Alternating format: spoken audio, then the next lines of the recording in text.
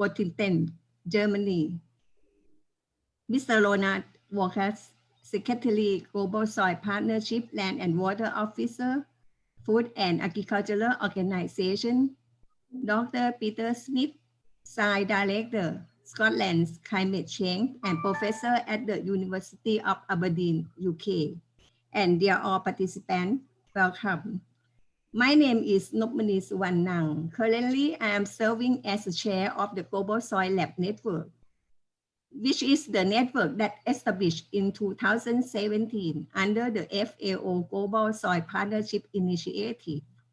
On behalf of the GOSOLAND, it's my privilege and pleasure to welcome you all in webinar on the recarbonization of the global soils, challenges and the opportunities. The key objective of the today's webinar is to encourage the build-up of the soil organic carbon stocks and support the provision of the essential ecosystem service towards food security and food nutrition, climate change adaptation and mitigation, and sustainable development. The scientific discussion on this important topic has increased manifold on the eve of the World Science Day for Peace and Development, celebrated each year on 10th of November. It highlights the important role of the science in society and the need to engage the wider public in debate on emerging scientific issues.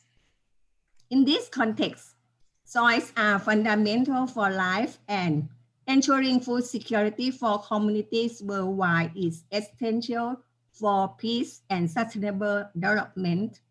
Soils play a key role in the provision of ecosystem service.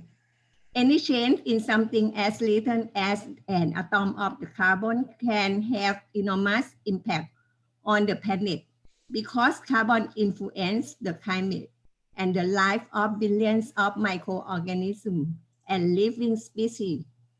As part of a national process, a healthy soil stores much carbon than the sum of the carbon contained in the atmosphere and in the vegetation. It is estimated that the soil carbon sequestration potential is approximately 2.45 gigatons carbon per year, which represent much more than the yearly carbon dioxide emissions by the aviation sector in the atmosphere. Based on the soil organic matter stabilization mechanism, either the physical, chemical, biochemical, microbial, and ecological, soil carbon can remain stored in the soil for thousands of years. However, the world's cultivated soil have lost between 50 to 70% of their origin carbon stock, which has been released into the atmosphere in the form of the carbon dioxide, mainly due to the unsustainable management practices, resulting in land degradation and amplifying global warming. Land degradation lowers the soil's ability to maintain and store carbon, contributing to the global threats such as the climate change and costing trillions of dollars per year. The status of the World Soil Resource Report concludes that soil organic carbon loss is the second largest global threat to soil functions.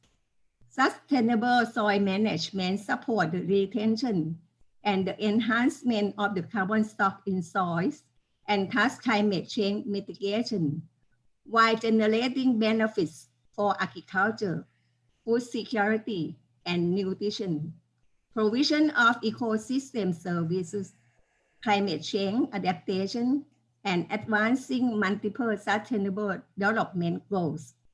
Investing in the sustainable soil management constitutes a cost-effective and feasible climate change mitigation option, which at the same time enhance soil health and climate resilience.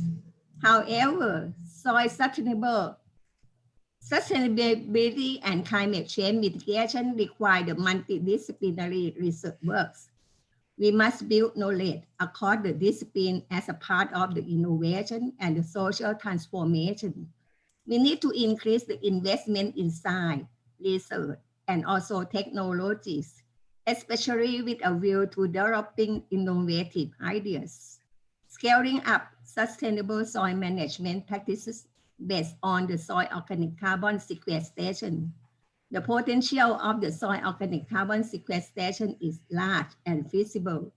As soil scientists, it is our responsibility to contributing greatly through innovation, and it is our duty to make it efficient management by providing the comparable and reliable data so that decision can be made more accurately with a small uncertainty.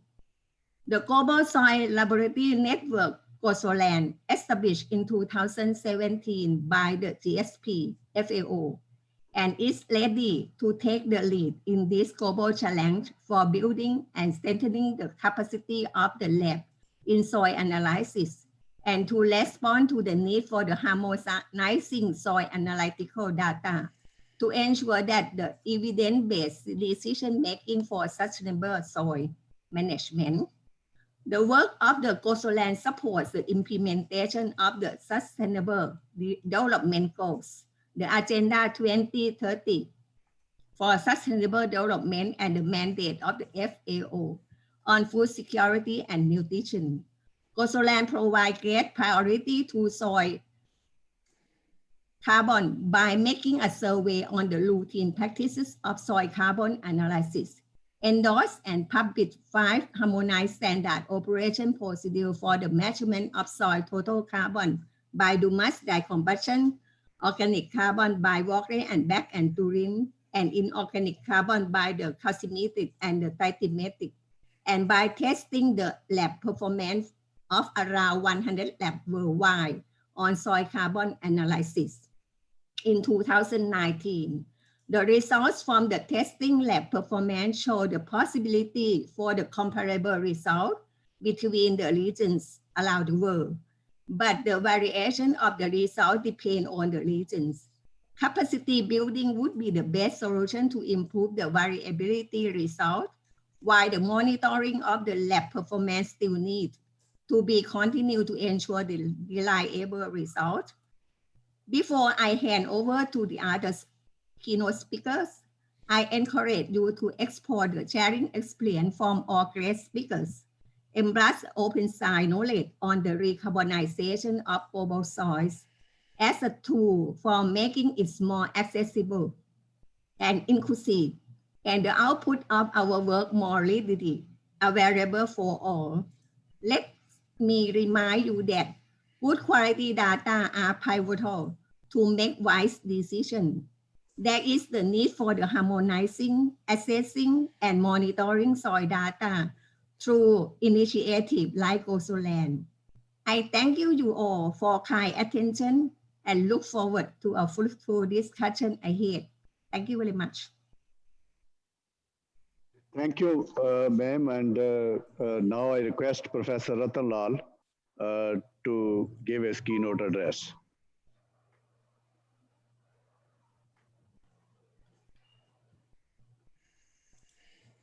Thank you.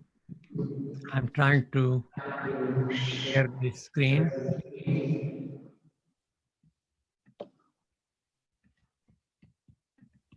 Can you see the screen, please? Not yet.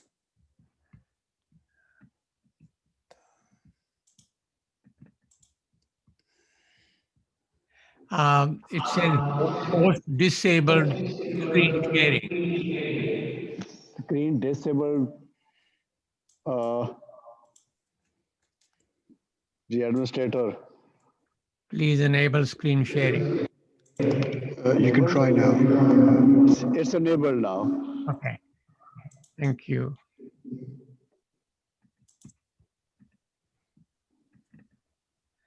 Yes.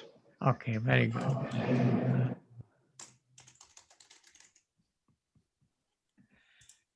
You should be able to see the full screen, I hope now. Yes. Thank you. First of all, Professor Ikrar Khan, thank you so much. It's a great honor to be invited. I see my many good friends, especially Pete Smith. You'll be hearing from him, which would be probably much better presentation than you hear from me. But I will contribute something which related to Green Revolution, which was a very important.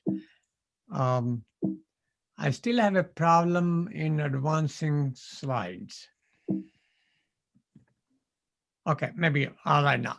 So the Green Revolution from 61 to 2019, the global population increased during that time by a factor of 2.5 from 3.1 billion to 7.8 billion now. The global cereal production increased, on the other hand, 3.3 times from 880 million ton to 2.9 billion ton. Therefore, the per capita cereal production increased 32%, 284 kilogram to 376 kilogram. And this was a remarkable progress, in a way, a miracle, which saved hundreds of millions of people from starvation. And Dr. Borlaug, Dr. Swaminathan, many other people were credited, and I salute them for their outstanding work to save the humanity. But the Green Revolution also happened because during that time, 1961 to 2019, the nitrogen fertilizer increased 9.2 times, phosphorus fertilizer 5 times, potassium fertilizer also 5 times. Pesticide use at that time was very minimal, now 2.5 million ton, and planned to be projected to be 3.5 million ton very soon. Irrigation increased 2.5 times from 140 million hectare to 350 million hectare. At the moment, 200 kilometer cube of water used for irrigation globally. So we had sacrificed the environment and achieved food security. So the question is how to reconcile the need for meeting the demands of humanity for food with the absolute necessity of restoring and improving the environment, especially the global warming. So from the global warming perspective, it's very important that agriculture becomes a part of the solution. Why? Because we cannot do without agriculture. So agriculture has to be an important part of the solution. And that brings me to the discussion on the short-term carbon cycle. I'm showing the statistics of the year 2018, which is the most recent available. Maybe Pete may have something more recent. Atmosphere with a global carbon stock of 880 gigaton, increased during that year by 5 gigaton. And this is because of the fossil fuel combustion, which was 10 gigaton in 2018. In addition to that, we had 1.5 gigaton carbon emitted through deforestation and land use change. Of course, the photosynthesis, always photosynthesizes 123 gigaton, of which half of it is respired immediately back to the atmosphere. The other half, 60 gigaton, goes into the soil. Soil has to 1 meter depth, both organic and inorganic carbon, about 2,300 gigaton. And that year, the land accounted for about 3.5 gigaton storage out of total 11.5 gigaton emitted. The soil erosion accelerated the transport of carbon with the runoff and sediments. Probably was responsible for another 1.1 gigaton of carbon, but 0.6 of that carbon transported by erosion was deposited into the ocean. So ocean obviously plays a very important part, and together with ocean, which absorbed 2.6 gigaton during 2018, the total natural sinks were 3.5 plus 2.6, about 6.1, which is about 55% of the total 11.5 gigaton emitted by the anthropogenic activity. So the question really is, how is it possible, or how to make it possible, that land-based sinks can be increased with human intervention and judicious management of natural resources? That's really the key point which we need to discuss.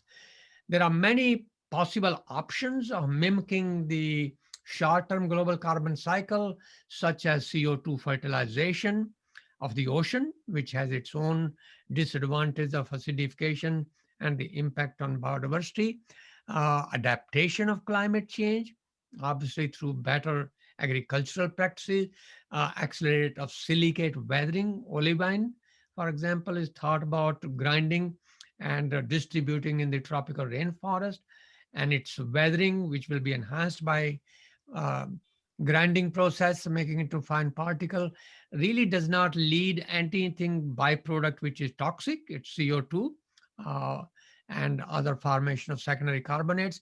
There are geoengineering techniques and managing soil, of course, and probably Pete and I will both focus on the soil part to some extent, especially the degraded soil. Globally, the soil degradation accounts for about 3.5 billion hectare, about 30%, one third of the ice-free land, of which soil erosion is very large component, more than 1 billion hectare by water, another 0.6 billion hectare by wind, salinization, especially secondary salinization, which in South Asia, Pakistan, India is a very serious issue. We need to think how to improve, restore, manage those degraded soil. One part on soil degradation that I would like to emphasize very strongly, and that is, we always talk about peak oil, peak mineral, peak natural resources. We never talk about peak soil. Soils are in fact very precious but finite resource.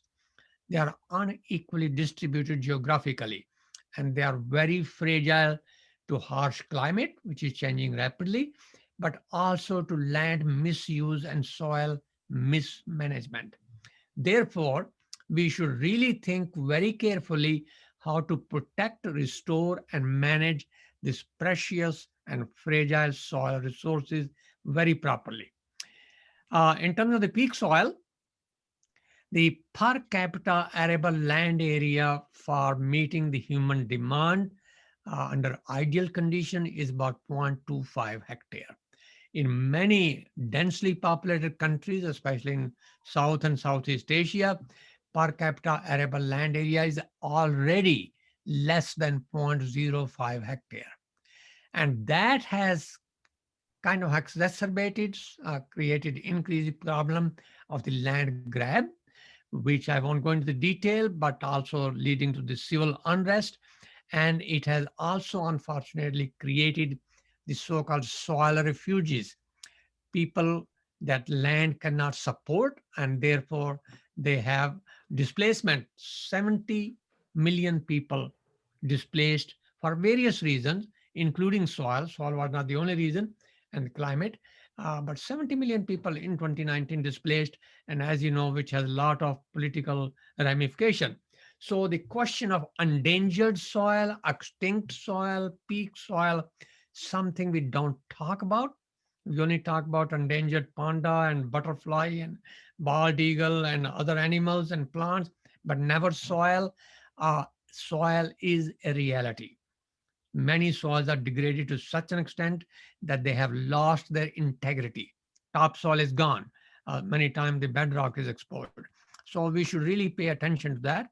That brings me the question of agriculture.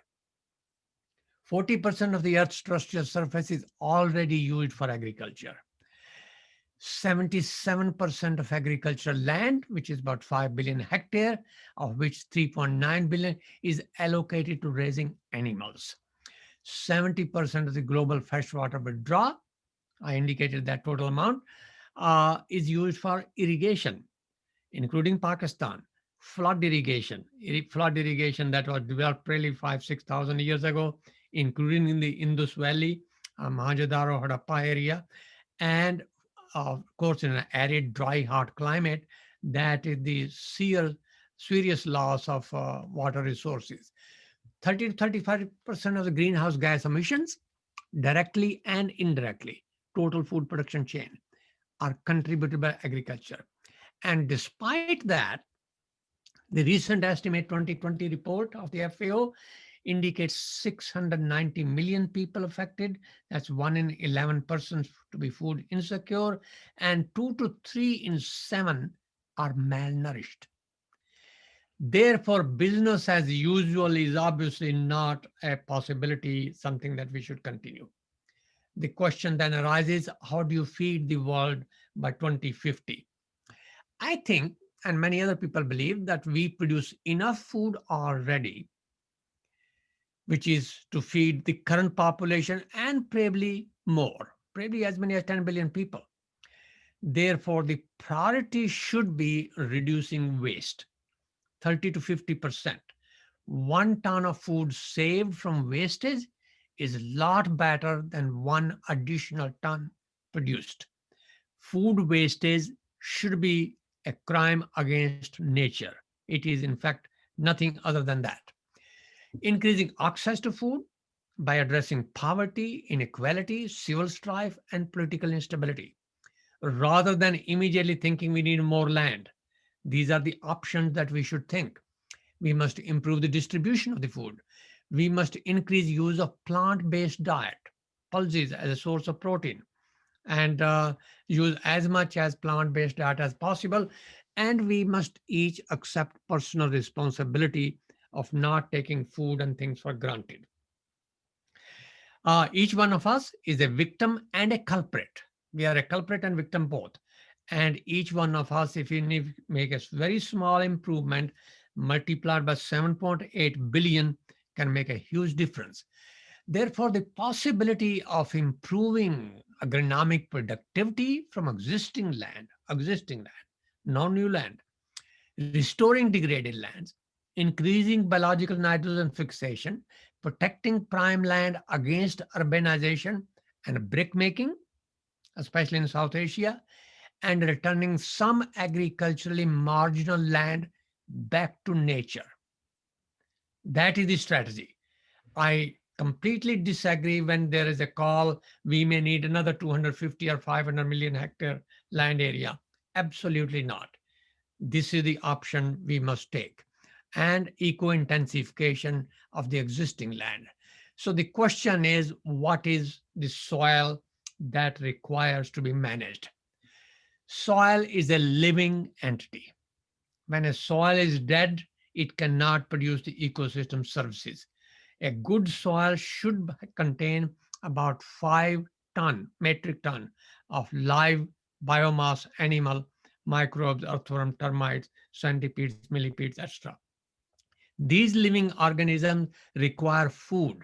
When the crop residue is completely taken away, unfortunately in South Asia and elsewhere, that is a normal thing to do, these organisms starve to death, and therefore the soil becomes completely sterile in many cases because these organisms are starved.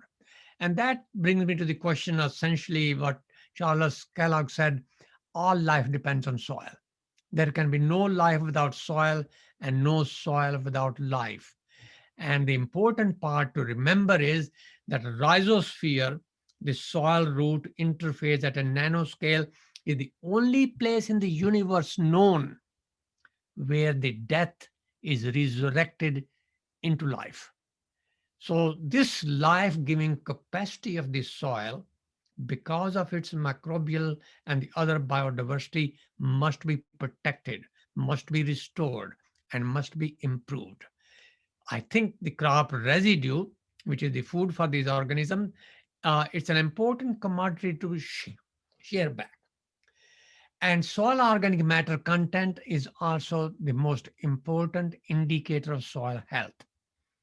The question is, what is soil health in the current context? The current context where we have very serious global issue. From that perspective, soil health refers to soil's capacity as a dynamic and biologically active entity within natural and managed landscapes to sustain multiple ecosystem services such as net primary productivity, food and nutritional security, biodiversity, water purification, renewability, carbon sequestration, air quality and atmospheric chemistry, elemental cycling for both human and nature. Please do not forget nature.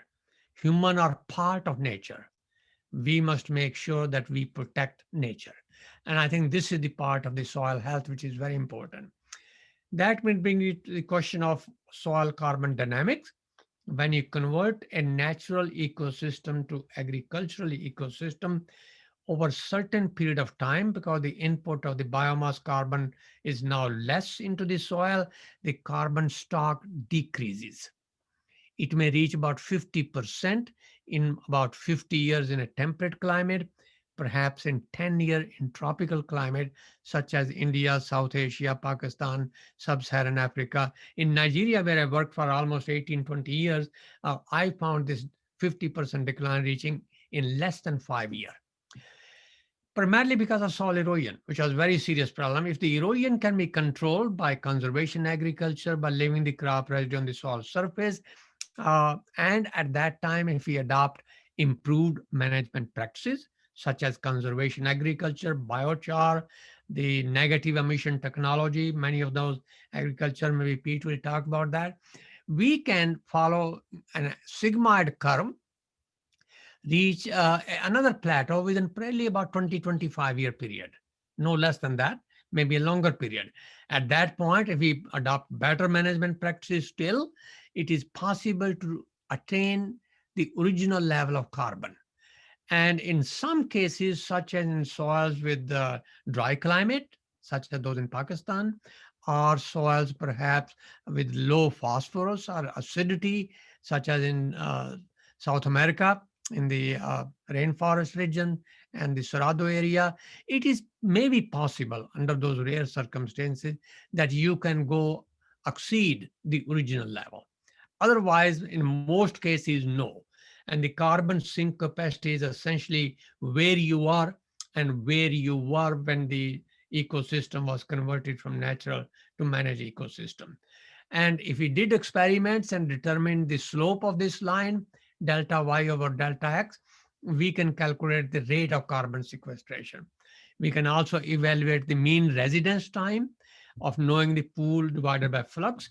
And this improvement in restoration or recarbonization of the soil, many practices, there is no one. We have 300,000 known soil series. We have many ecoregions, many climate, many biophysical and socioeconomic human dimension factor. So to assume that there's a one technology that works, it's rather being naive. But there are few technology which have shown promising option. They need to be fine-tuned under local condition. We have to work hard to adapt them rather than saying that they do not work. I think if conservation agriculture works, perhaps we can see how to make it work. Agroforestry, biochar, desertification control, afforestation, improved pasture management, water harvesting, drip sub-irrigation, improved farming system. There are a whole range of this. There's no one, absolutely not the one size fit all situation. But other important part is that each of these technology have their own carbon and water footprint. So you want an option which has a lower carbon and water footprint, but also conserves, increases, creates a positive soil ecosystem carbon budget, and therefore sequesters carbon.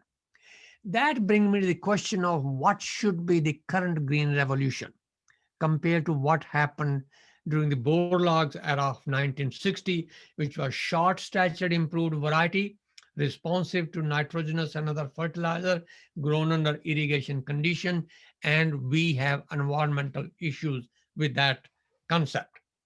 So currently, therefore, we really should consider soil-based green revolution, something which is soil health improvement. It takes care of soil resilience, soil's capacity to continue producing forever. It should be ecosystem-based, the eco-efficiency of the resource used. It should be knowledge-based, science and management-driven, not simply dumping the chemical and irrigation water. We should have varieties which also produce more biomass not necessarily short statured variety, but obviously variety which can also respond to inputs. But root system biomass especially, we need more for many, many reasons. So there are many other issues that we must consider. And one is replacing whatever is removed. I want to make a quotation from Sir Albert Howard. Sir Albert Howard was based in Indore in central part of India. He was at that time president of the Indian Science Academy in 1920 to be exact, 100 years ago. And he made a statement in his presentation where he said, removing everything from land and leaving nothing is a banditry, and the most serious type of banditry because it hurts the thieves also. That's a very correct statement. We must replace whatever is removed. Soil is like a bank account.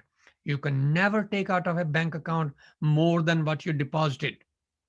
Soil is exactly the same way. You can never take out always more than what you replace. If you do not, soil rebels. And soil rebelling is something that's very serious, as we know from starvation, hunger, and political instability. We must respond wisely to what is changed, and we must predict what may happen from human and natural perturbations. Conservation agriculture, this by the way is my experiment in 1970, 50 years ago in Nigeria. Cowpeas here, Vigna, these are not soybean, these are cowpeas grown straight through unplowed soil with leaving the corn residue back on land, a system that worked on erosion control on up to 15% slope. Wherever the residue was taken away, we started this experiment in 1972 at IITA. This picture was taken in 1986, 14 years after. The only difference between the two plots, one in the front and one in the back, is the residue is removed every season. Even though this is improved variety and we put in the recommended fertilizers are not effective because the soil is dead. It's sterile. It's cement hard. There is no earthworm activity. And all you have to do is look 2 feet away and soil is full of earthworms, very fertile, very productive. This is climate resilient agriculture. This is negative emission technology. Return the residue, make sure the soil biota is fed. This is soil farming, not crop farming, not livestock farming. It's a farming of the soil. And I'll come back to a comment called farming of carbon in a moment. So soil biota is the bio-engine of the earth. Do not destroy it. Do not ignore it. And sometimes when we take it away, that affects, if you take it away everything, it affects soil health. Therefore, the equity residue for the soil and grains for people, especially in the context of South Asia, is very critical, absolutely critical. Soil organic carbon content has really become very low in many parts of the world. I repeated that experiment in Ohio. In 2012, I had a serious drought. No-till experiments were started on a watershed scale in Coshocton in 74 or 73. And in 2004, we started removing the crop residue on one plot. At that time, Josh Beniston, here graduate student of that time, 6 feet 8 inch tall. And you can see corn with and without residue. And that was the example of the so-called climate resilient soil or climate smart soil, whatever you call it. On the other hand, especially at this time of the year in South Asia, this is exactly what is happening. Burning the crop residue, very precious commodity, or taking it away for feeding it to the cattle. Consequently, soil is left to fend for itself. Rather than organic matter content of 3%, 3.5%, the organic matter content in soils of South Asia, Pakistan, India is less than 0.5%.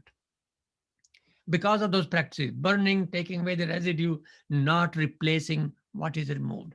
This trend has to be reversed if the dumping of fertilizer and the dumping of irrigation and continuous plowing of compacted soil, if those problems are to be addressed. Put the carbon back. And that brings me to the concept of soil-centric farming. Rather than a slogan of NPK, we must be thinking about CNPK. C comes before NPK. If you have more C in the soil, crop residue, cover cropping, or whatever, the need for NPK or chemical fertilizer will progressively decrease.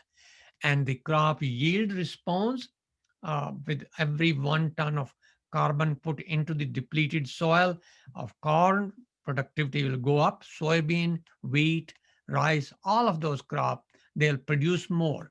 In fact, I think in developing countries, increasing carbon on those depleted soil will increase total crop production by another 30 to 50 million ton. If we can increase carbon in soil by 10 ton over perhaps 15, 20 year, multiply this kind of production by another 10. So you realize that is the way to improve production. So what should the farming look like in future? I would like to have plant with more deep root system, plants which have association of its roots in mycorrhiza, and plant which we can communicate through molecular based signals when they are under stress. Grasshopper or locust is attacking the plant, or virus, different signal that can be detected by remote sensing. So we can intervene in a targeted way prior to the damage being done to the productivity. We must keep the ground always covered, minimize the disturbance, mulch crop residue, cover crop in a growing season, off season, and at the same time integrate these crops with the trees and livestock, so that it becomes a very integrated system based on holistic approach. And if the soil organic matter content, which I said right now can be as low as 0.2% in many soils in Punjab and other drier part, if it can be improved, the soil becomes disease suppressive soil with high biodiversity. And that, of course, if we require supplemental water and nutrients, rather than flood irrigation and broadcasting the nitrogen fertilizer with efficiencies of hardly 20%, the nutrients supplied directly to plant roots at the right time would be absorbed mostly by plants, not leak out into the environment. The technical potential of carbon sequestration with this kind of thing is as much as 2.5 gigaton of carbon per year on all soils, such as those adopted under Cather per Mill program. And Dr. Pete Smith, me, and many other calculated in 2018 that soils of the world between now and 2100 have a technical potential of about 180 gigaton and another 150 in forest and vegetation. Together, the technical potential of trees and soil, all soils, degraded especially, 330 plus gigaton with a drawdown potential of atmospheric CO2 of 150 to 160 parts per million. That's a technical potential. Even if we can get half of this between now and 2100, we are done very well because the side benefit, co-benefits are many.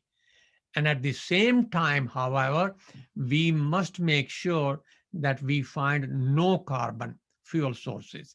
Therefore, we are not adding more into the atmosphere, but we can withdraw in land and soil-based sink. That brings me to the question of farming carbon, which means growing soil carbon as a farm commodity that can be traded, bought, and sold.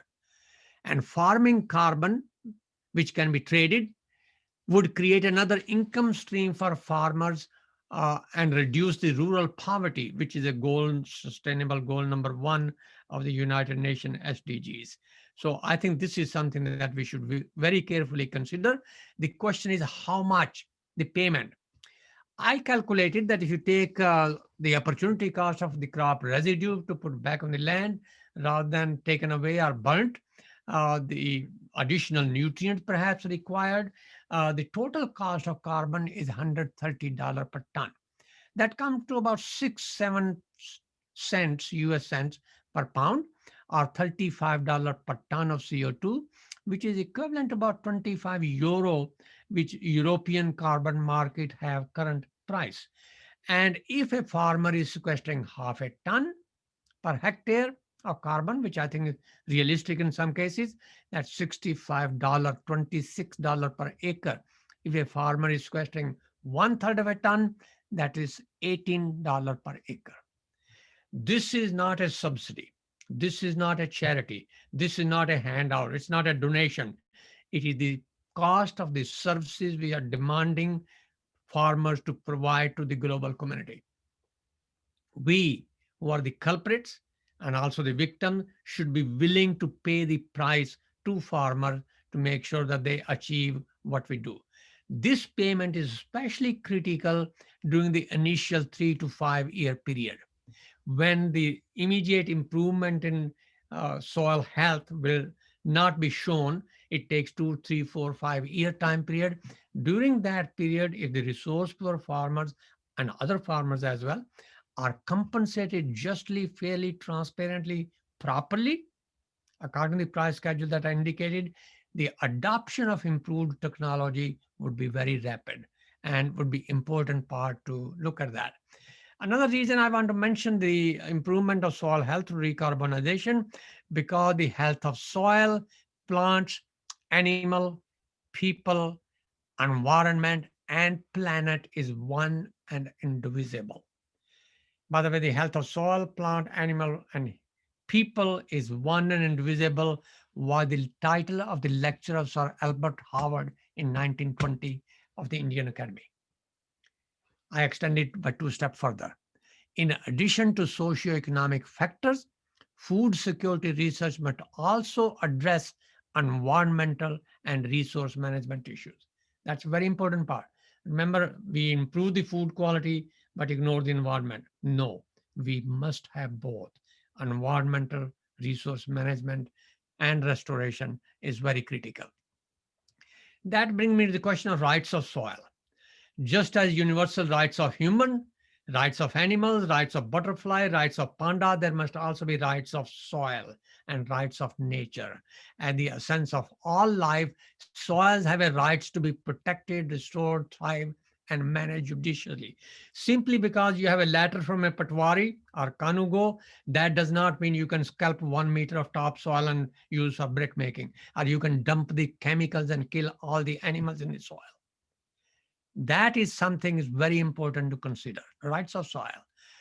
That brings me to the last 2 slides of do's and don'ts of agriculture in a drier environment, such as Pakistan.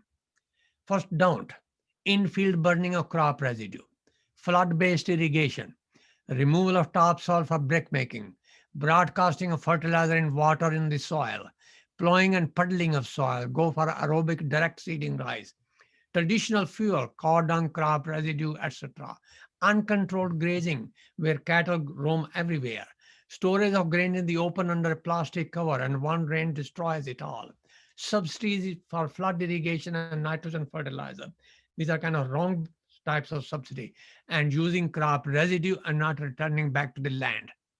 Robbing land, banditry of the land. Stop it. What should be done?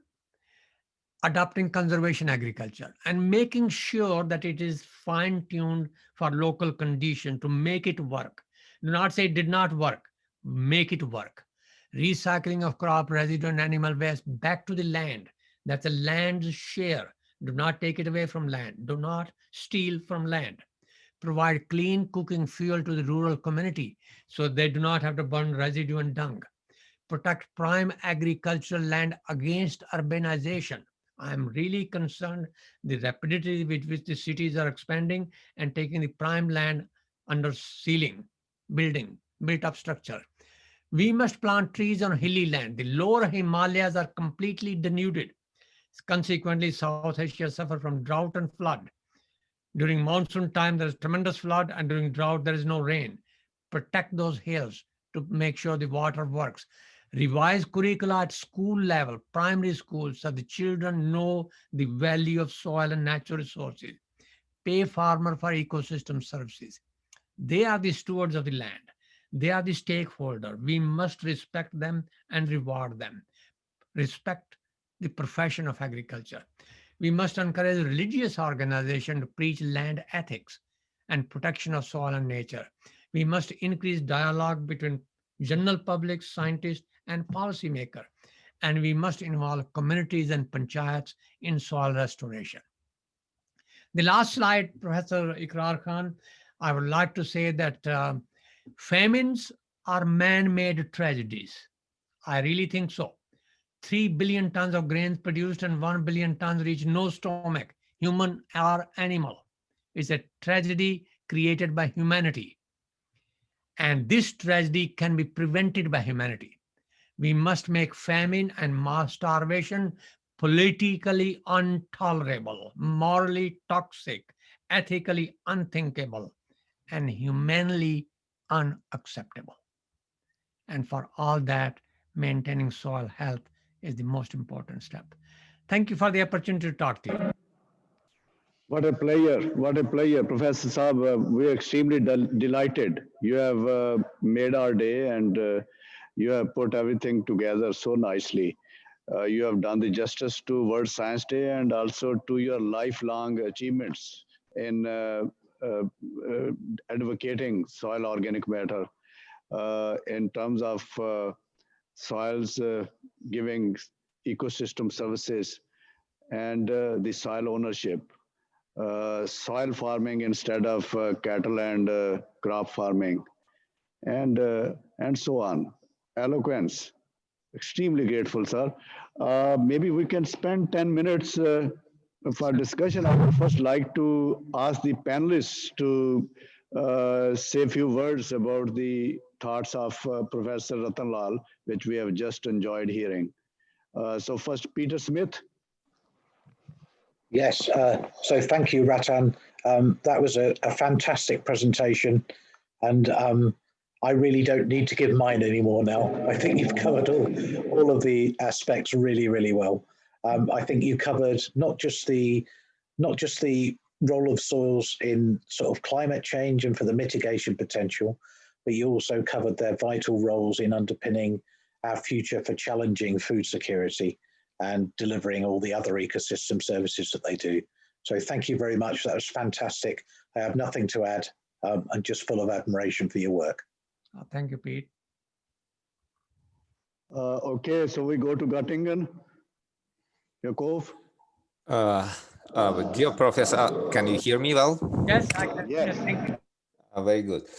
Dear Professor Lal, dear Ratan, I always enjoy your talks on many conferences, and what I'm always wondering, you're looking always for some new things, how to save the soils and things, and you providing some measures how to do it. You are not only suggesting just general it is important and so on, you are suggesting specific things which are possible to realize and to make real calculation what is possible and what could be consequences.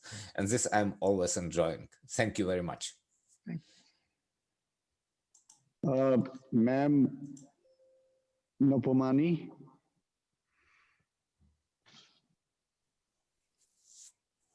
I think I'm muted, ma'am. Unmute yourself. Okay. So I think that the speed of the Professor Ratanrao is very interesting because it's cover all of the topic that is very hot issue in the world now. And the ecosystem service is also very important, also the climate change. So I'm very appreciative for, I always very nice to have chance to listen to your talk. Thank you very much. Thank you, ma'am. Professor Ratanlal, there is at least one question which maybe you can reinforce. You have already given your thoughts. Someone is asking, what is the most preferred method of developing soil carbon inventories? Thank you. That's a good question. I think Pete will also probably go into this. What we have to do is identify what are the losses of carbon for a given site, region. Losses are mostly due to erosion, decomposition, and leaching. Some of the decomposition is, of course, necessary because soil organisms have to survive and it's their respiration, but erosion, leaching, those certainly. And then we must add input of biomass carbon more than the losses. Many times you hear the statement, we'd never get any increase, and you never get any increase for one of the reasons that what we add is less than what we are losing. So add biomass carbon. Then the biomass fertilizers are also needed. The crop residue CN ratio, maybe 100, 120, depending on what kind of residue. Humus has a CN ratio of 10 to 15. CP ratio maybe 1 to 50, which is very wide in the. So we have to also make sure that we link with rotation, complex farming system, so the nutrient recycling along with carbon added is included. So I think the examples I listed were there: conservation agriculture, which means leaving the crop residue back on the land as much as possible. Number two, following complex rotation. Number three, using integrated nutrient management. Number four, conserving soil and water. Number five, integrating crops with trees and livestock, afforestation. I think those are common practices, very well known, but translating the knowledge into political action is what is required. Uh, and one of the policy would be compensating farmer for generating ecosystem services. I indicate the cost depending on the rate of carbon sequestration, which many times said we do not know how to measure, but I think that's not entirely true. We certainly need more better technology, but we also know enough that we can use whatever we know. And on the basis of the experiments being done in the vicinity at University of Agriculture in Faisalabad or elsewhere, where the rates have been monitored, it is possible to use those in similar soil. So I think the technical know-how exists. Of course, it need to be improved, which always will be the case. But using that through policy, by empowering farmers, by being pro-farmers, and by rewarding farmers for what we expect them to do is really the best way that we can recarbonate the soil and the biosphere. Thank you, sir. That's very elaborate. We also have with us Ronald Vargas. Uh, Over to you, sir. Ronald Vargas.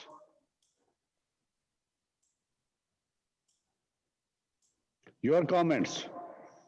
Yes, thank you very much for the opportunity.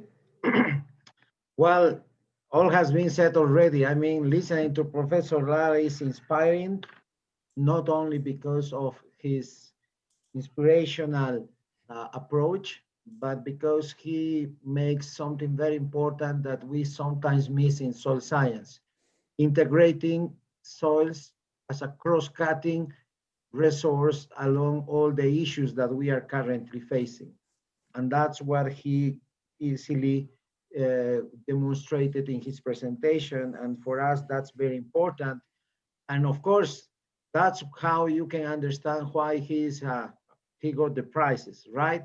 So we all respect and admire all his encouragement. And the only thing I can say is that we are trying to, let's say, bring many of his advices and new ideas into action, because that's what we need to do, to move into action, because we have a very good opportunity now and we need to take it. Otherwise, we will be talking about the same issues in the near future. So I just congratulate Professor Lal, and I hope all the participants paid a lot of attention, because he really make a very good important point on how soils can help us all, not because we love soils, but because soils can really do it. Oh, Ronald, I thank you for your comments. I must say a couple of things. One, the prize is really recognition of the importance of soil and farmers of the world. I must say that. And FAO, you, Eduardo, and your predecessor, Rudy Dudal, Wim Sombrook, and many other have really done a remarkable job. And I think it was at one meeting, Ronald, when Pete Smith was invited as a speaker, And he made a statement, and I'm repeating, Pete, soil science community must seize the moment now, because policymakers, whether it's a Caterpillar mill, whether it's a AAA from Africa, from Marrakesh, or from Plaka from Latin America, politicians around the world, they're a very good example of looking for us to provide them the information to translate our science into action. And I think this is where we should really support them.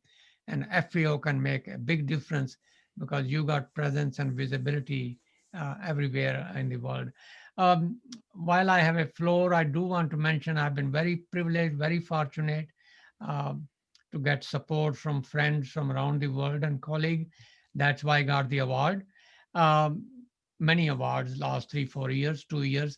I have given all the, I think about $800,000 back to research and teaching in soil science at Ohio State, and hopefully at other places as well. And I'm hoping that this will convey a message that soil is important. And that is what that award is for. Recognition soil is important, and recognition of the fact that the farmers are important. And that's momentum we should continue. I come from a farming family, small farming family, and I think it's a recognition of 500, 700 million small farmers around the world that they are important. And that's what the award is. And this award is to them. I simply accept it on their behalf. Thank you. Wow, what a gesture. Thank you very much, sir. We are honored. Your presence is extreme player for us. Okay, ladies and gentlemen, since Professor Lal has made a very moving statement, we are, praying for his health and prosperity, and we would like to see him continue contributing the way he is. And hopefully, many of us will learn lessons from his lifelong achievements. Thanks. And I'm in leave now. thank you, and we'll celebrate your presence here, sir, with more talk for another hour or so. Thanks. So now I request Professor Yakov from uh, Göttingen. He will talk about inorganic carbon. Over to you, Professor. Thank you very much for the introduction. Can you hear me well? Okay, thank you very much. And I am very thankful also for this kind invitation to make a presentation on this recarbonization of our world. And I would like to raise today another topic, which is very frequently completely disregarded in many studies, and this is about inorganic carbon in soil. I already uploaded the slides and some additional information under this address below, so you are very welcome to download the slides and also some additional information about this inorganic carbon. So, the most people, when we are speaking about soil carbon, have in mind soil organic carbon. And surely this is extremely important part of soil and having a lot of functions. And if we are looking on the stocks of this organic carbon in soil, they are until 2-meter depths, about 2,400 petagram carbon. The most of this organic carbon is allocated in the northern regions, which are comparatively cold and which are comparatively wet. However, and all this carbon, all this organic carbon originated from plants initially. But if you look on this map, we can clearly recognize that there are a lot of places in the world which are yellow on these maps. These yellow places correspond very well to the arid and semi-arid areas, and surely Pakistan is also located in such climatic conditions. And actually, all these areas, all these soils contain inorganic carbon. If you look on this map of arid and semi-arid areas and compare with the next slide on which I am presenting soil inorganic carbon, this corresponds very well to the locations of the semi-arid and arid areas. If you look on the stocks of the soil inorganic carbon, in the topsoil, these stocks are much lower than of organic carbon. In the 100 centimeters, they are already more, but in 2-meter depths, the content of organic carbon, stocks of organic carbon, is similar to inorganic carbon. They are very similar. But we should have in mind the whole inorganic carbon in soils actually originated from parent materials. And let us look a little bit what is ongoing as this parent material. And surely this topic, I think, is especially important, for example, for Pakistan, because if you look on the color of this map, this is one of the highest inorganic carbon content in the soil. What is ongoing on as natural processes with soil inorganic carbon? When plants are growing and respiring by roots and microorganisms CO2 and water is coming, calcium carbonate and soil inorganic carbon is mostly calcium carbonate, will be dissolved as calcium ions and hydrocarbonates ions. If the water decrease or CO2 content in soil decrease, then this equation will be shifted to the left. If CO2 concentration and water soil moisture increase, this will be shifted to the right. And actually, because many plants release in the rhizosphere hydrogen, the part of this calcium carbonate will be acidified and neutralized, and then CO2 will go into the atmosphere. This process is a natural process which takes very, very long time, but when we use nitrogen fertilizers, especially urea or ammonia fertilizers, they will be nitrificated, it means converted to nitrate, then a lot of additional H+ will be produced. You can recognize this in the rhizosphere of, for example, lupin, nitrogen-fixing plant, legume.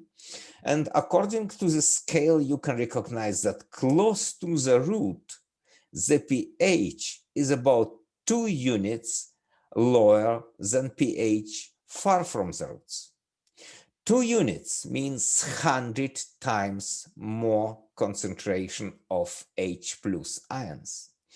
And if we use fertilizers, this will get very intensive process, and consequently, because this acidification, CO2 from calcium carbonate will be lost.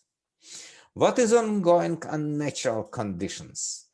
When such soils containing a lot of carbonates, for example, simple rego soil, will be developed over longer time, then from here, part of the carbonates will be removed a little bit deeper and will be accumulated again in the subsoil, in deeper part of the soil, and such pedogenic carbonates will be formed.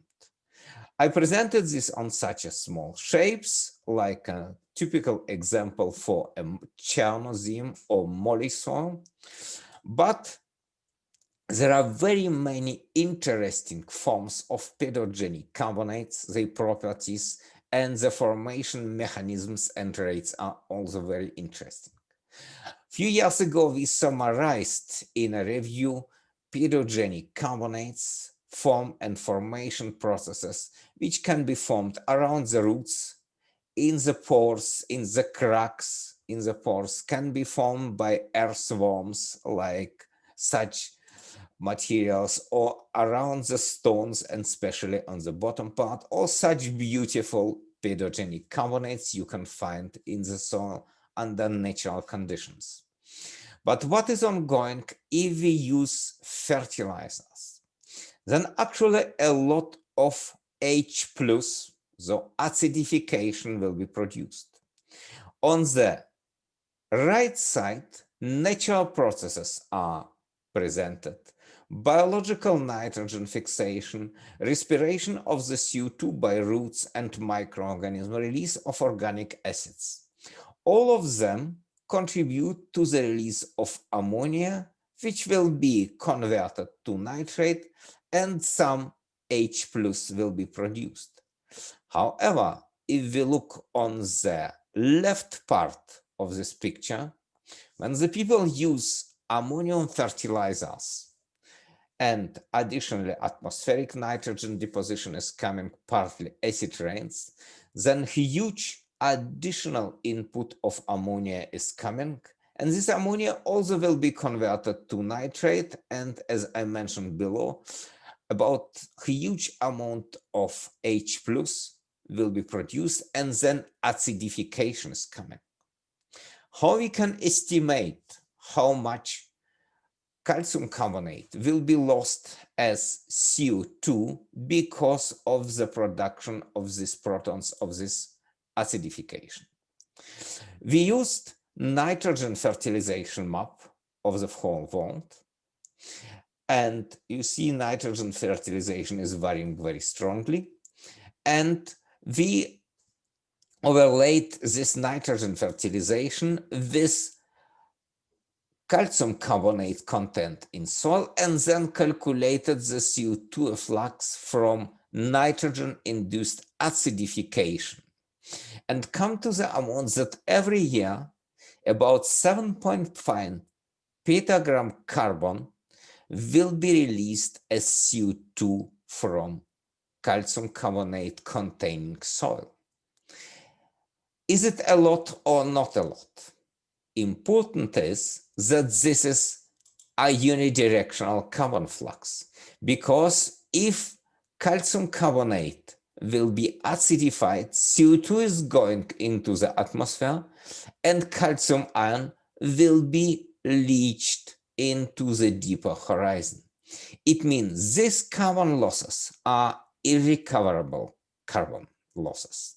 It means this carbon we cannot bring back into the soils. And this is a huge contrast compared to the organic carbon. If we remove carbon, organic carbon, if it will be mineralized or lost by erosion, we have still some options by addition of organic fertilizers, straw, or other plant residues to recover organic carbon in soils. But inorganic carbon we cannot recover because calcium will be lost from the soils, and there are no other options. We have tried to estimate the amounts of CO2 which were lost, and this is presented in blue, between 1960 and 1970. In yellow, it is presented between 1970 and 2000. In red, between 2000 and 2020. And with this black circle is presented forecast for the next 30 years until 2050. All these losses of calcium, of CO2 from calcium carbonate are connected with acidification by nitrogen fertilization. You see here close to each continent, not only such bubble graph, but also such bar graph, which present losses by liming.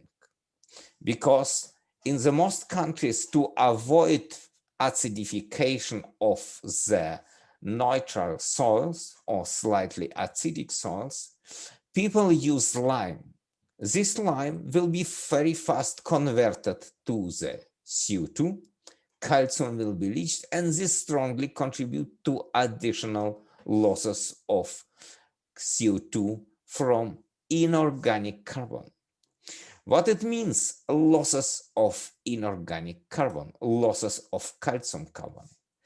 Calcium carbonate in soil have a lot very important functions. They have direct effects on soil properties and fertilities, and also indirect effects. They have effect on physical properties and soil structure, on chemical properties, on microbiological properties, and truly properties for plant nutrition and productivity. If you look especially on physical and chemical properties, we can see that aggregates of soil structure will be destroyed if calcium carbonate will be lost. It means stability of the aggregates will decrease, and also buffering capacity for the additional acidification will be lost, and it has also close connection to organic matter stabilization in soil. And because of these functions, direct and also many indirect effects of calcium carbonate, if calcium carbonate will be depleted in the topsoil or calcium carbonate will be completely lost, it's coming to soil degradation. Soil degradation, as also Professor Lal mentioned before, has many different situations how it works. One of them, what we can recognize, for example, here, that soil will be very strongly eroded because soil structure will be degraded and soil will be getting more dense. And this is one of the functions for which calcium carbonate played an important role. It means if this topsoil will be lost, for example, or 30 centimeters, then actually inorganic carbon in soil will get even more than organic carbon. So the stocks of inorganic carbon will be higher than the organic carbon. And please have in mind, 30 centimeter topsoil is not so much. If we assume that actually the most countries are losing at least 1 millimeter of soil per year, and some of the countries lose up to 3 or 5 millimeter, then it's necessary just 30 or 50 years, then all topsoil will be lost. And then again, our organic carbon will be lost very strongly, and then importance of inorganic carbon increase even strongly. I would like to come to the conclusion of the short talk. I would like to raise the importance of inorganic carbon, which is especially important in semi-arid and arid area. This is even the stocks are even higher than of organic carbon. Globally, soil acidification is ongoing, and therefore soil inorganic carbon losses are getting more important. These soil inorganic carbon losses are boosted by nitrogen fertilization, especially by over-fertilization, if nitrogen of fertilizers will be not completely used by the plants. Nitrogen fertilization raises very strong acidification, then calcium carbonate neutralizes this acidification, but then CO2 will be lost and calcium will be reached. Therefore, and now this CO2 efflux from the inorganic carbon takes about 7.5 petagram carbon per year. What important is, these are irrecoverable losses. We cannot put this inorganic carbon back into the soil, and very probably these losses will increase in future. Therefore, we should be extremely careful with the nitrogen fertilization. It should be scientific based fertilization because of other case, this calcium carbonate from soil will be dissolved and lost completely. And again, these are irrecoverable carbon losses, which leads to a lot of losses of calcium carbonate functions and soil degradation. One of them, and probably one of the most important of them, is also soil erosion. Thank you very much for your attention. Thank you. Thank you, Professor. Another side of the picture. Now I request Ronald Vargas, Secretary Global Soil Partnership, for his presentation. Thank you very much again for the opportunity. I will share my presentation now. Okay, it's visible. Okay, thank you. So I will speak about RecSoil, which is the recarbonization of global agricultural soils. I don't need to convince you already because the previous speakers demonstrated that healthy soils can help us in providing most of the terrestrial ecosystem services, and that's why they are very important to achieve sustainable development and especially human well-being. However, we have many global challenges that, well, you know, I come from FAO, which is the UN, and that's why I try to bring this perspective that we have conventions addressing challenges like the certification, drought, and land degradation. We also have another one that is trying to see the protection, conservation, and restoration of biodiversity. Then we have the one regarding climate change for mitigation and adaptation. And in FAO, we deal with food security and nutrition. But what is common for all these challenges is that soils can offer us an opportunity, and that has been already documented by Professor Lal. And clearly, we know that soils are the main terrestrial carbon stock. So that's a very important point to make. And in the other side is that when we don't manage soils sustainably, we degrade them, and that causes emissions. So that these are the two sides of the coin that we need to take into account. And something very important, we are constantly talking about CO2.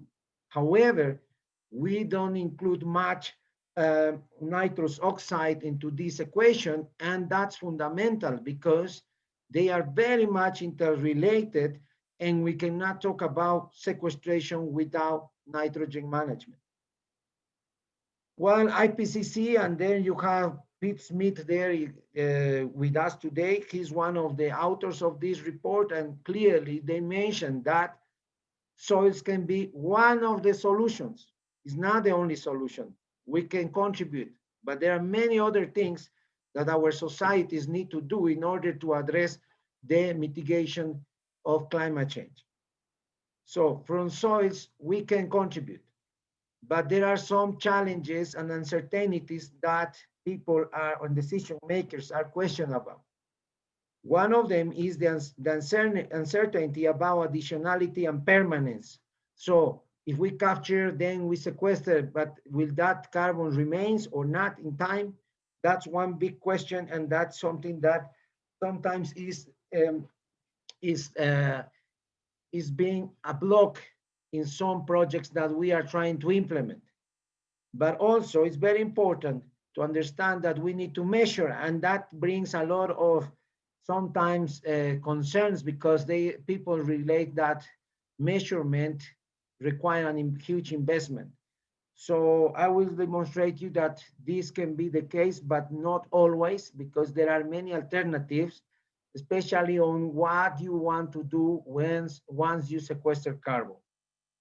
We need to talk about all the greenhouse gases, because if we just relate to carbon, then we are making a mistake. We forget about nitrogen, methane, and that's very important. But we need to clearly mention that for making any change, we need someone to make it, and those are farmers, and sometimes they are not part of the equation. So our proposal is that we are not promoting only we are using the opportunity that the climate change agenda is giving us, okay? But our response is an integrated sustainable soil management, because once you start capturing and sequestering carbon, automatically you generate many ecosystem services. Therefore, we need to set this upfront, and we need to advocate for this approach. In our approach, we have 7 steps, okay, that start from the technical feasibility, because we need to know where we can do this. We need the agents of change, which are farmers. We need to agree with them to work, and of course, they need to adopt good practices, and for that, they need some technical support and incentives, because this requires some investment. Once the good practices are implemented, we need to measure, to report, verify, and also we need to monitor. And then we need to see what we want to do with this in terms of collecting the services that you are providing, and there we have some options. When talking about the feasibility, first we made a GSOC map, which is trying to depict what are, okay, the approximate current stocks, because, you know, we measure data for all the world at the same time so that we can talk about baselines. So far, we don't have it. But we have this map that shows us where do you have a lot of carbon, where you have less, and what we are missing is where is the potential. And currently, we are working on that with countries. So what we do is that we train country on agreed specifications that you can see, and then they are the ones who have to prepare their carbon sequestration potential map, following 3 scenarios: low, medium, high. And there we will understand what is the real potential to sequester carbon in agricultural soils. So that will guide us to have the focus where we can invest and where we can really make changes, okay? Then we need to find, of course, in those areas, farmers or farming associations that are willing to innovation, willing to make changes in terms on how to manage soils for their benefit, because for us, that's the key. Only farmers will adopt this if they see benefits for them, because although they understand climate change and so, they need to think about their families and their pockets. Once they accept to join this, they have access to all the technical tools that we provide them.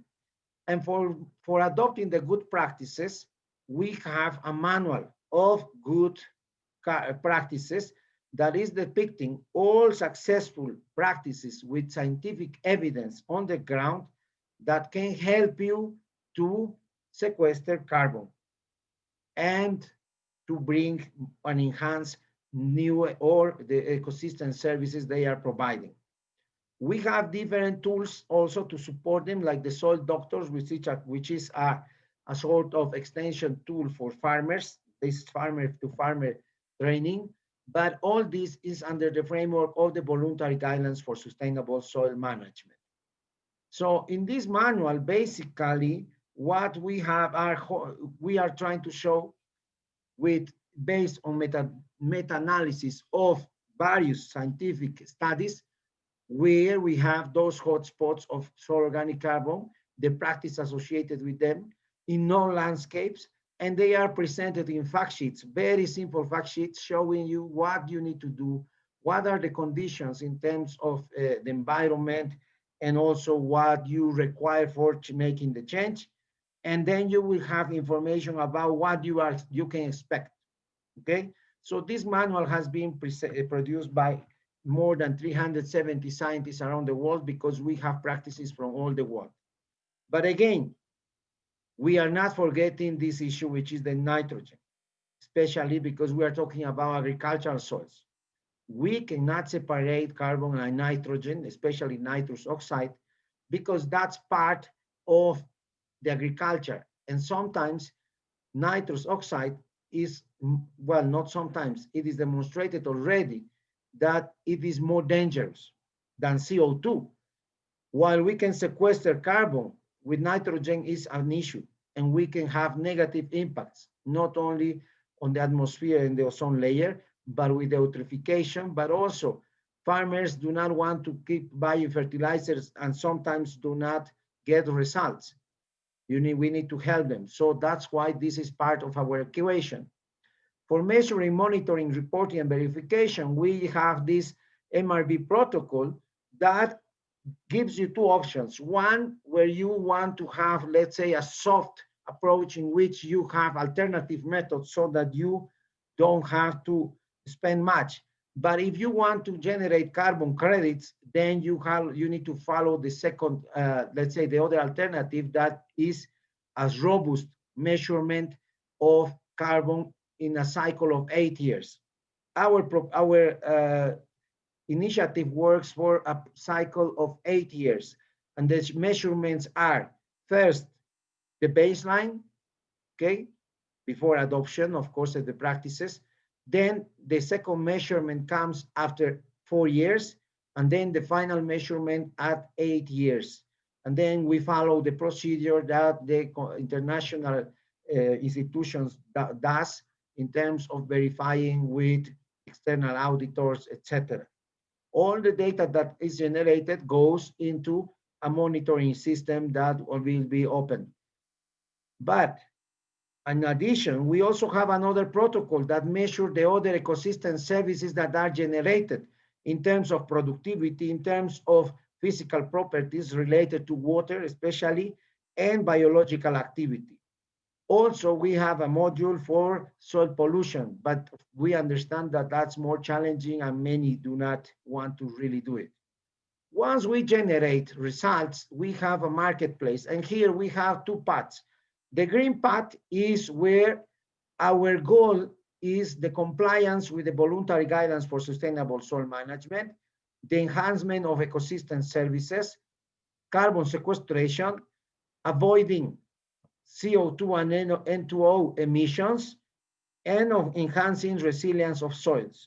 So in the green path, we don't produce carbon credits, okay?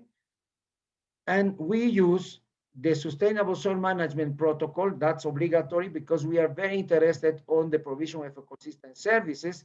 And if someone wants to also look in detail to the carbon, then they need to use the MRV protocol. In the carbon market path, we have carbon, our main goal is to produce carbon credits. That's what we really aiming to. And that's mainly the interest of private sector who are trying to offset emissions. The provision of an enhancement of ecosystem services is just a byproduct. And for this, it is compulsory to use the MRV protocol because that's where we will be able to have a robust measurement of additionality and perseverance. And while the protocol for sustainable soil management is complementary. Some important messages. Well, as I said, climate change is an opportunity for the soil science community for scaling up sustainable soil management. That should be our goal. And while the center is soil organic carbon, we need to really move into soil health because that's what we want to ensure multiple benefits for all. And something very important, currently there are many initiatives trying to have soil organic carbon sequestration. We call it a race because there's amazing how many initiatives are now. But what we need to do is to try to have, let's say, some ethics and balance because while the private sector is trying to offset emissions, we have seen that as there is no regulatory, let's say, regulatory frameworks from the convention to set the cost and prices of carbon credits, we are seeing that many people want very cheap carbon credits. And that's something that we should avoid because sequestering carbon and provisioning ecosystem services is not an easy task. So we need to really give the real value to this. MRV, in our case, its use is flexible and depends on your objectives and uses. And again, I need to reiterate that farmers are the only ones who can make a difference. So we need to support them and they should be part of all this from the beginning. Thank you very much.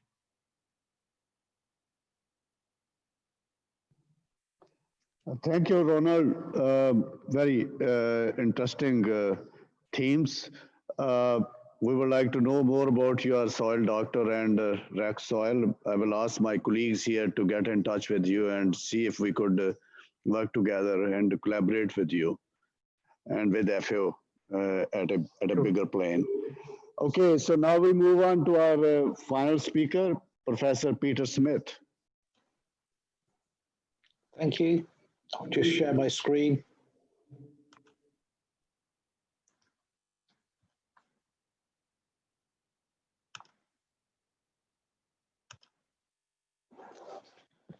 Thank you. So I'm just going to talk for a few minutes about organic carbon sequestration. So I'm going to talk about organic rather than inorganic, but I recognize the importance of inorganic carbon in the carbon cycle, as Yakov very eloquently outlined. But today I'm going to talk about the organic carbon because it's about recarbonization of soil. I recognize that inorganic carbon is a significant loss, but as Yakov said, we can't easily put it back. So I'm going to talk about the carbon that we can control, and that's the organic carbon. So is it feasible and can we scale it up? So the potential is feasible and the potential is large. So there have been a few estimates. Ratan showed some in his excellent keynote address, but we think that there's technical potential of something like 1.3 gigatons of carbon per year. So gigatons is thousands of millions of tons. So this is a big number. We have around about 1.3 gigatons per year. It could be even higher. Some estimates that include more soils, including peat soils. And Ratan mentioned one in 2018, which came up with a larger potential, about 3 times larger potential. But this is around about the potential that we have. We also have to consider that not all of that technical potential can be realized. So it has to be economically accessible. Some particular practices and some particular types of land are too expensive to restore easily. It would cost over $100 per ton of CO2 to restore them. So when we take into account the economics of restoring those soils and restoring the soil carbon, we get a potential of around about 0.4 to 0.7 gigatons of CO2 carbon equivalents per year, which is not insignificant. If you think that fossil fuel emissions are around about 10 tons, this is approaching somewhere around 7 to 10% of those emissions.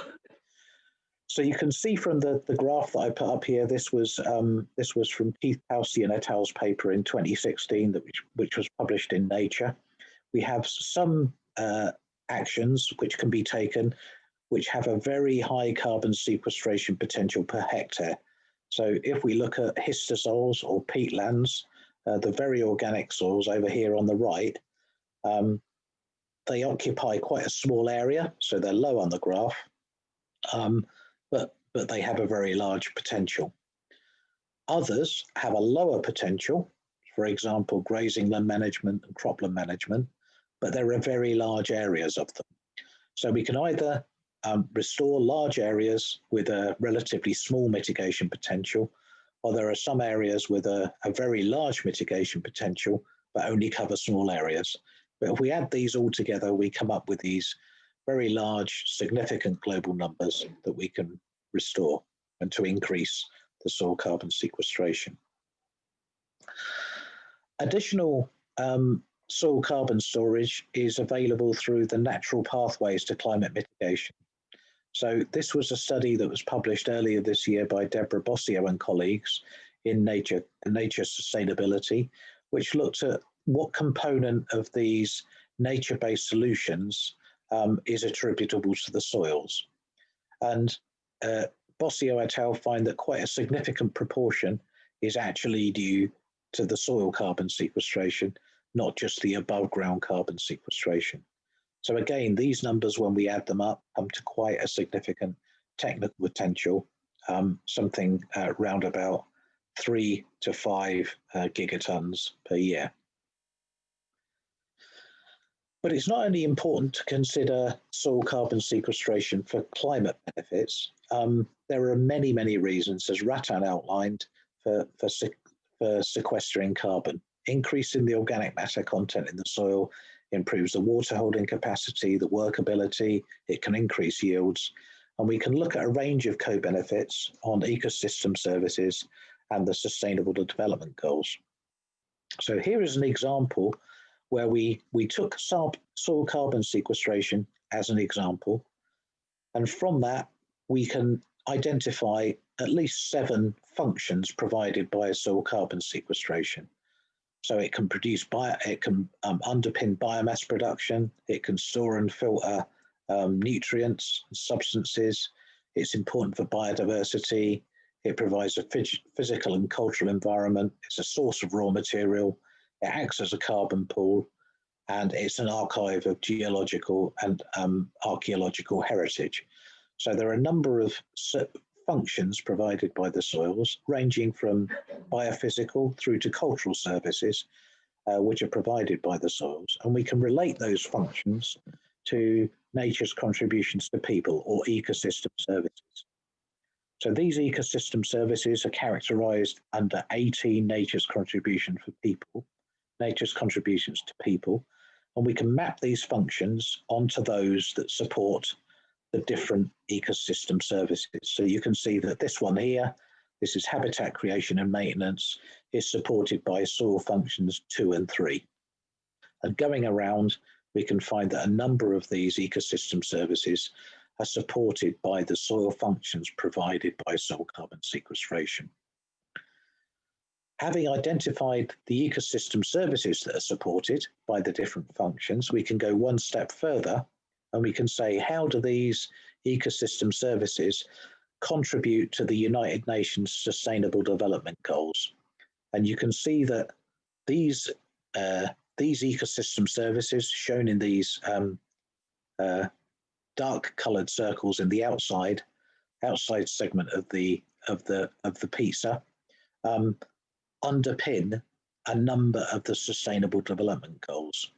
So we can show quite clearly using this conceptual framework that through the functions provided and through the ecosystem services that those functions provide and through the ecosystem services contributions to the Sustainable Development Goals, that soils do indeed contribute greatly to the delivery of a number of the Sustainable Development Goals, showing us that soil carbon sequestration is crucial for delivering on our wider sustainability and development pathways, not just for the climate and not just for food security. But we often talk about soil carbon sequestration like everything is easy, but we have to remember that there are some limitations, and it's important for us to recognize those. When we looked at this in relation to other climate mitigation options, there are some issues with saturation, permanence, leakage, and verification. I'll just go through each of those just with one slide for each of those, just so that we're aware of potential limitations for soil carbon sequestration. The first is that soil carbon saturates. So if we take soil carbon that is quite low, as shown over on this side of the graph, and we implement a management change that increases the soil organic carbon, it will eventually reach a new equilibrium level. And I think Ratan showed this in one of his slides, that there's a limited amount that we can increase that. It doesn't just increase forever. And if we sort of look at how that plays out, when we implement a management change in the first few years, the first 5 years, say, we get a very, very large increase in soil carbon. For the next 5 years, that change is smaller. And for the next 5 years, that change is smaller. Until after about 20 to 50 or maybe even 100 years in some cold climates, we reach a new equilibrium, after which we get no net removal of carbon from the atmosphere.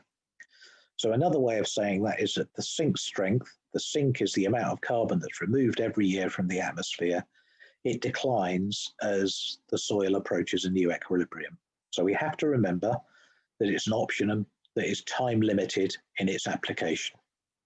Having said that, it's really important if we aim to meet net zero targets by 2050. This is the sort of timescale over which soil carbon can play a really important role to help us remove carbon from the atmosphere whilst we're decarbonising the energy and transport sectors. So that's the important thing that we can use it for there. The other issue is that of permanence. So as with any other biological store of carbon, it can be reversed. We have to remember that when we improve the soil management, we can just as easily, when we stop doing that improved management of the soil, we can just as easily and quickly lose that soil carbon from the ecosystems. This can either be through a change in management, something deliberate that happens, or it could be related to climate risks and climate impacts in the future.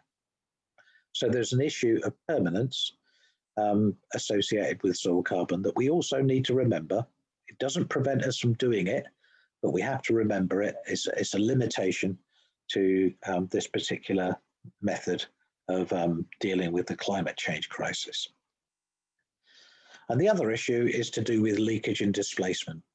So if we have a farm that has manure and mineral fertilizer added, if we replace some of that mineral fertilizer with more manure, that increases the amount of soil carbon on the field where you apply the manure. But if you're just removing it from another field, the net result over the whole of the cropland area is zero. So we have to be careful about accounting for our soil carbon sequestration in a way that reflects a real removal from the atmosphere. Now, having said all that, I just put these up as a sort of a way to remind us that no option is perfect. No, there is no silver bullet to the climate change crisis, but soil carbon sequestration has a vital role to play, but we have to remember the limitations. The other important thing that I think we need to, I'll just finish with this, that we need to remember is that we need suitable monitoring, reporting and verification. So a number of the speakers so far, Ratan and particularly Ronald, who's just spoken about the FAO program, talk about the importance of monitoring and reporting and verification. That's because soil carbon is a very big pool of carbon. And when we change it, we make small changes against a very large background of soil carbon. So that makes it difficult to measure and to show a change. It changes slowly as well, so it's difficult to show a change over time. So we need to bring to bear our best available technology to solve that problem. So we published a paper earlier this year in Global Change Biology, which just put together some of the existing science, existing data sets, and existing knowledge that we have to try to verify soil carbon. I'm not going to spend a long time talking about it, but around the world we have a number of long-term experiments which can act as benchmark sites where we implement a change in management, we can measure that soil carbon change, and we have long-term measurements of real change over decades. Nested within them, we have some shorter-term experiments rather, which measure fluxes, especially of things like CO2 and methane. Both of these sites can give us important long-term sites and short-term sites, give us important measurements, but also provide us with details that we can use to calibrate our soil organic carbon or greenhouse gas models, which we run on computers. So we can use these models directly, or we can develop tier 2 emission factors, which we can then use in inventories. Added to this, we also have very good spatial data. The FAO is providing excellent spatial data on soil cover. We also have land cover data and climate data, which we can use to drive the models. We have activity data that's collected by the FAO in FAO Stat, and with more granularity, more resolution at the local level within countries about the management information that goes on in the soils.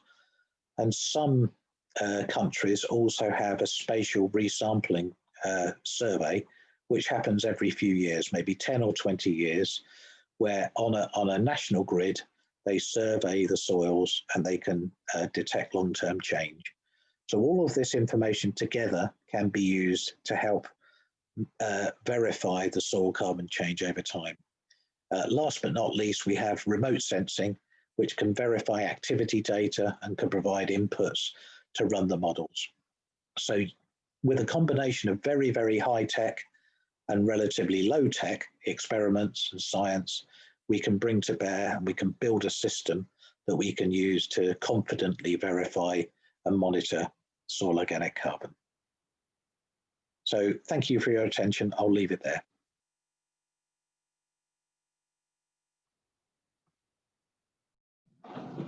Thank you, Professor Peter Smith. Very thought-provoking discussion and presentations. There was a question actually for Professor Ratanlal, which I missed out, but the panel may help us. Someone has asked about hydroponics and aeroponics, which have no organic base. So are there any comments on hydroponics and aeroponics? Yeah, please. Yeah, these are feasible ways to grow food. Can you mute, please? Thank you. Yeah. They're feasible ways to produce food, but we can't really produce food on a mass basis with hydroponics. We need to cover very, very large areas of the planet with hydroponics to grow enough food to feed us. So I think for the foreseeable future, we're going to have to rely on soils. And in order to rely on those soils to produce the food we need to treat the soils really well. Not just treat them as a substrate in which we grow our food, but as an environment in which the biology and the chemistry provides the environment to grow our food. Okay, there is another question. Please comment on the use of Ignite as organic carbon source for poor carbon soils.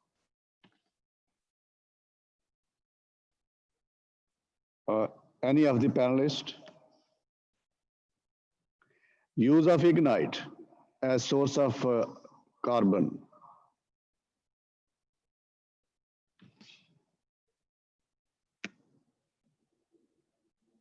Oh, lignites, sorry, not Ignite, lignites. Any comments? Well, we know that lignite is a form of carbon that is in quite long-term storage. So it's already, for carbon sequestration purposes, leaving the lignite where it is, it's already storing carbon and sequestering carbon. So whilst it may have some limited role in adding to soils, I think that there are other better sources that we can use first. For example, composts, municipal composts, manures, and organic residues. Okay, I think we had a wonderful session. Once again, I'll go back to Madam Nopi Mani to close the session. Your comments, closing comments, ma'am. You have to unmute yourself.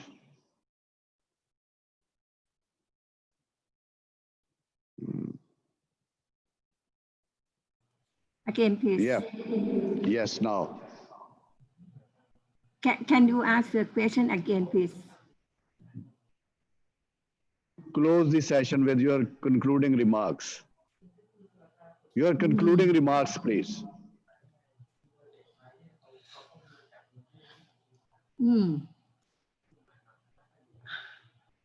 I think that the meeting today is very nice because we have here a lot of experience from the very great speaker, either the inorganic carbon and the organic carbon. That is very informative presentation, especially on the inorganic carbon. We just like learning a lot from the mechanism. So very pleased for that. And I think that this is the balance between the organic carbon and the inorganic carbon, because we need to make the balance between, because sometimes when you want to save the carbon, but you also like produce another thing. So we need to make a compensate between the practice and the real life. So I think the experience that we learned today is very good, and that I think if we work together, it could help. And also, I think that the work for the monitoring report and also the verification is very interesting, because you can have a long run of the experiment and you can test for several type of the land use and also the management that will provide you a very good data that you can make a very good suggestion to the world, I think, for the sustainable management. So I thank you very much for all the speakers that provide a very good informative presentation on this. Thank you. Thank you, everybody. We are grateful. You gave your time and effort and shared it with us. And this was assisted by Dr. Ansar Farouk, who is working for FFC, and I would like to acknowledge his help. And thank you all.